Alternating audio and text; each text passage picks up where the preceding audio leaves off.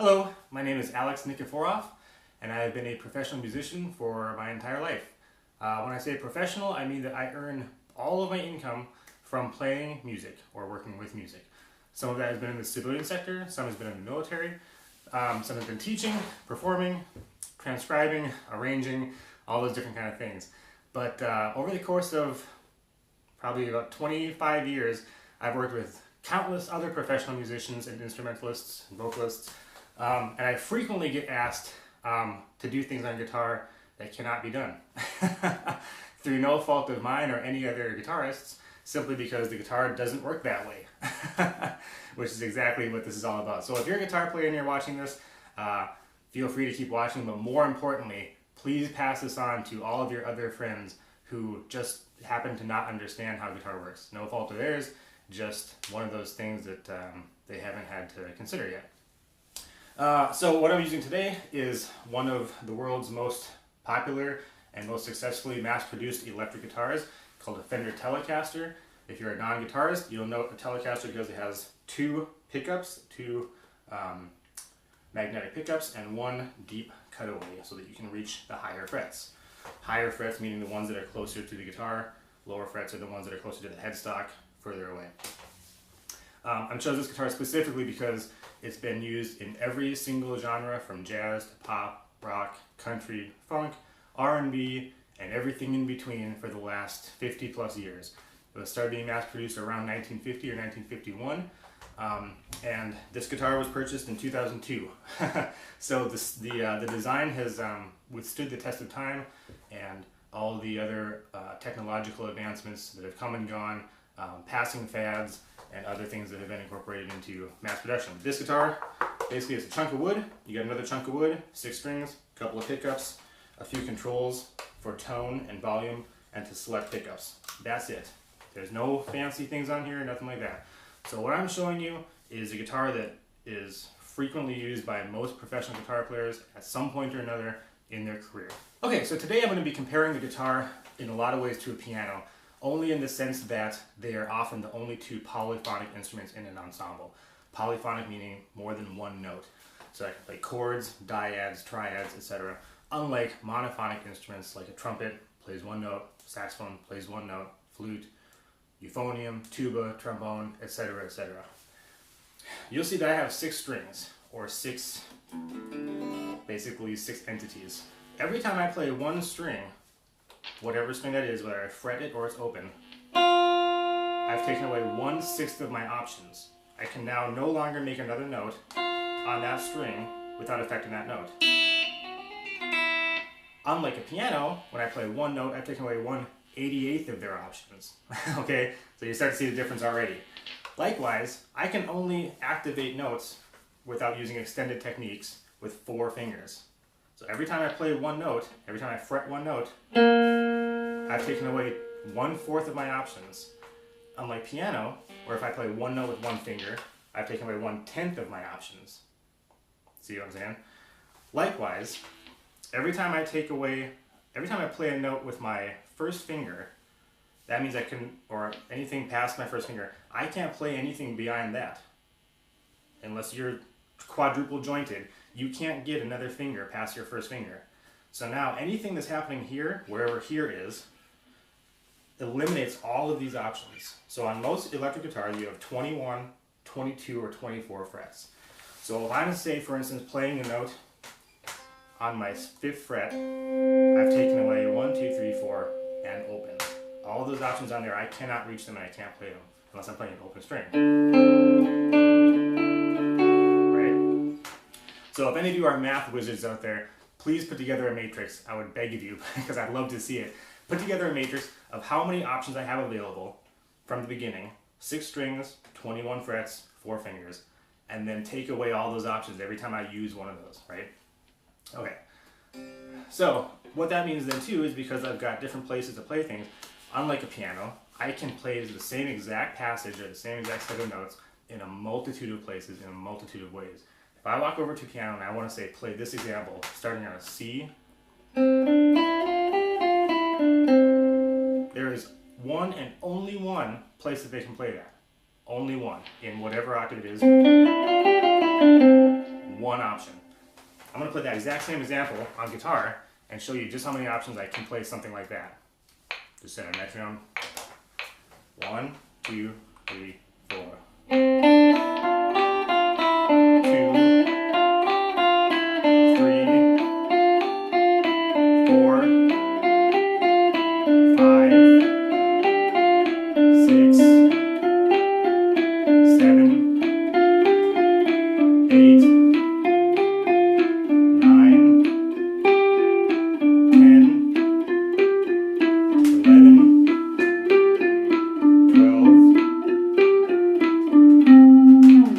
11, 12 options without even breaking a sweat. And I'm not talking about crazy options like this where I go, I'm playing that all on one string. Sometimes I could go,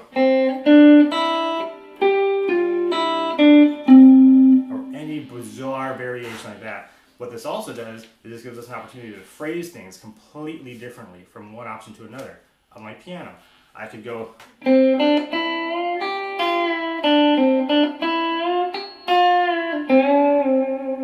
because I can bend strings, right? So I go,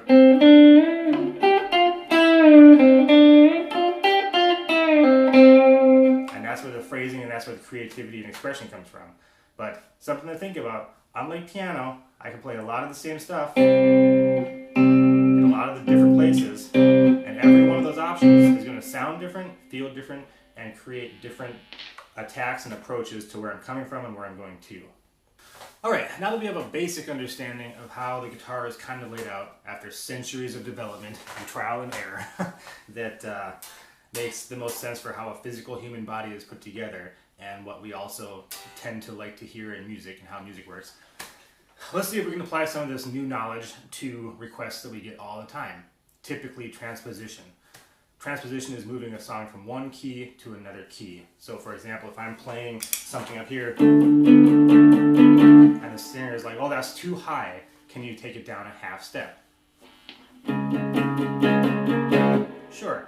In a lot of ways, this is very, very easy and much easier than piano, because if we have a shape, whatever our shape is, in this case, let's play a chord here. If I need to play this part,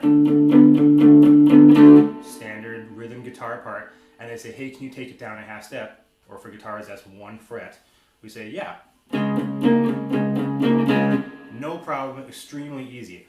In this case, I'm going from D to a D flat, or a C sharp, which on piano would feel incredibly different, right? Incredibly different. For guitar players, it feels very, very similar. I say similar because if you'll notice, the spacing between the frets on our lower octave is pretty wide. As it gets higher, it gets smaller and smaller and smaller, right? So if you want to move the exact same shape somewhere drastically further away on our scale, it will start feeling very different. Here, feels a lot different than up here. Feels a lot different than even the same shape an octave higher. You see how I'm getting real mashy-nashy in this little tiny area up here, right? Affects the sound, obviously. Affects the feel, affects the tension. All that kind of stuff, right? So let's say I'm on a bar band gig and the singer says, hey, I want to play Sweet Home Alabama. One of the most popular, well-known, frequently played, overplayed standards in the rock lexicon. Here is how you play Sweet Home Alabama, or at least how I butcher it. In D, 2, 3, 4. There's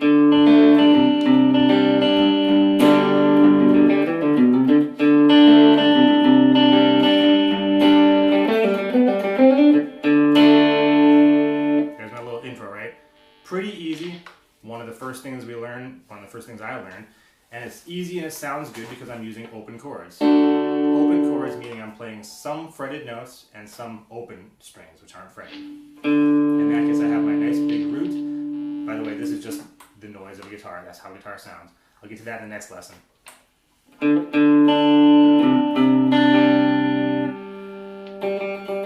Right? I have several open ringing notes to make it sound nice and chimey and open and all that kind of stuff. Cool. If I want to play this exact same thing down a half step, they say, oh, that's too high, can we take it down to D flat? There is no way that I can play this exact shape with those exact same open notes down a half step, because my open D can't go any lower than where my nut is, where that terminal I want to play this song,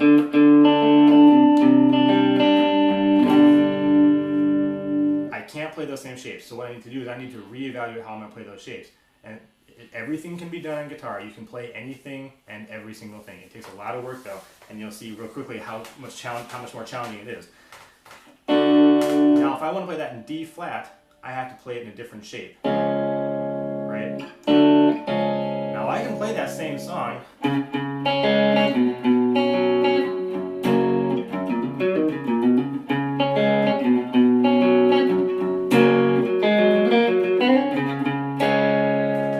Which one looks easier?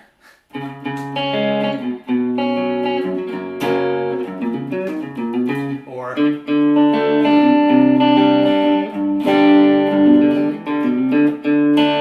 this is incredibly much more difficult. Not only is it more difficult, and difficult just means unfamiliar, it sounds different, and it's going to be exhausting after the entire song because, as you'll notice, my fingers never get a break.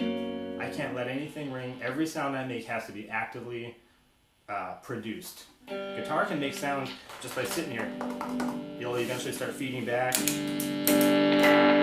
All kinds of noises and stuff happens, right? I don't need to actively blow air into it like a horn. But every one of these notes, I have to actively produce now.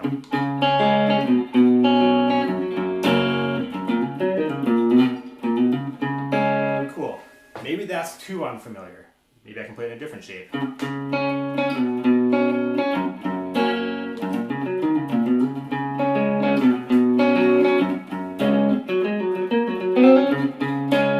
Maybe that's too unfamiliar. Maybe I can play it in a different shape. You see where the problem starts happening now? Now if I want to play it in that shape, I have to jump down probably a quarter of the neck length to get to that, right?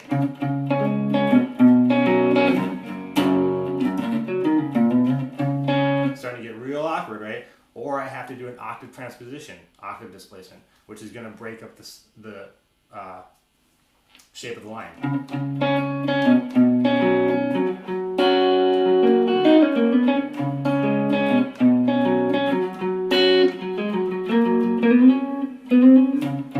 Starting to get more crazy, right? Now where do I go? So maybe I want to play that up an octave because I can't jump down. I don't want to octave displace it.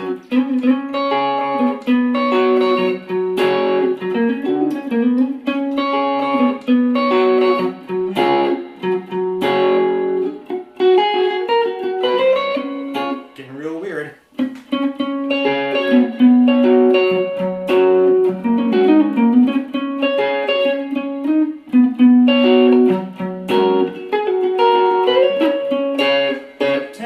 Can be done in any of those places, but as you see, the octave's changing, or I'm having to break up the line. The fingering is unbelievably awkward. I feel like a bunch of drunken spiders wandering around at the fretboard, and it no longer sounds like the song. It sounds like something crazy that I'm playing. Right? So now let's see what happens if I use what most non-guitar players think is this magic pill called the Capo. Alright, this is a Capo. There are many like it, but this one is mine. They come in lots of different variations, lots of different designs. Some of them wrap around the neck of a guitar, some of them clamp on, some of them have screws, and you can actually roll it up and down the neck to change it, maybe even mid-song while you're playing. Capo, however you want to say it, basically comes from a Latin or Italian word meaning head. What you're doing is you're moving the head around. Now when I say around, what I actually mean is exclusively up. I cannot capo anything lower than this. Where would I put up, right? Obviously. So when people say, well, can't you just capo it up? Can't you just capo it up? I can only raise the pitch of the instrument with the capo. I cannot lower it.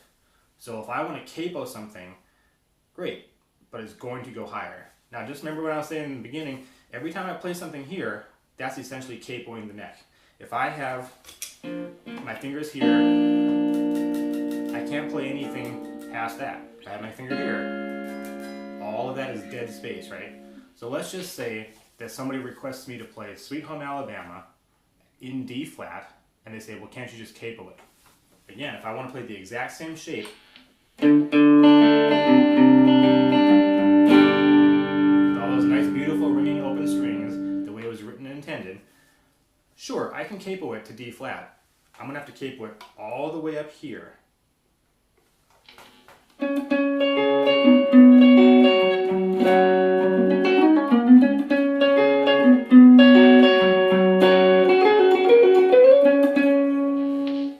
That on a 21 fret guitar, that's 11 frets. So half of my usable space is used up. Now, just like I was saying with my finger, all of this cannot be used. Nothing here is going to sound through the pickups, right? So I've reduced half of my range, or usable strings, right? So yeah, I can capo it at the 11th fret. Okay, cool. So let's say, sure, well maybe I want to capo it a little bit lower, try to get more usage out of more of the instrument. Okay, let's capo it here.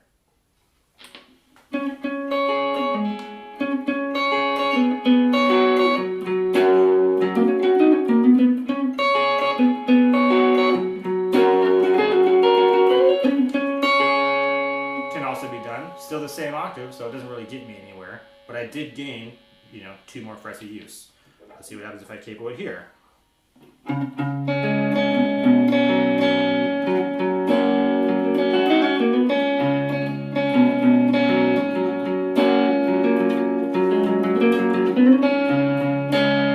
For the most part, it's back in the original octave, except for that chord I still can't go down to here. I still have to play it up here, right? Let's see if I can get closer.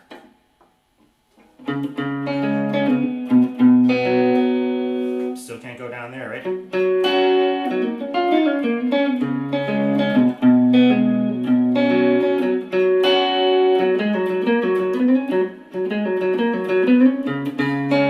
Getting closer, I still have that octave displacement because I cannot physically play those notes, right?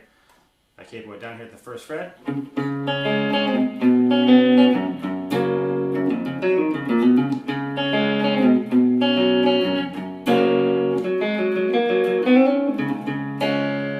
Maybe that got us a little way. All of the lines can be played in the correct octave, but that's what's happening with the capo. So when people say, can't you just capo it? Sure, I can. In a lot of ways, that's actually reducing the amount of options I have, because anywhere I put it, now everything on the headstock side of that capo is unusable completely.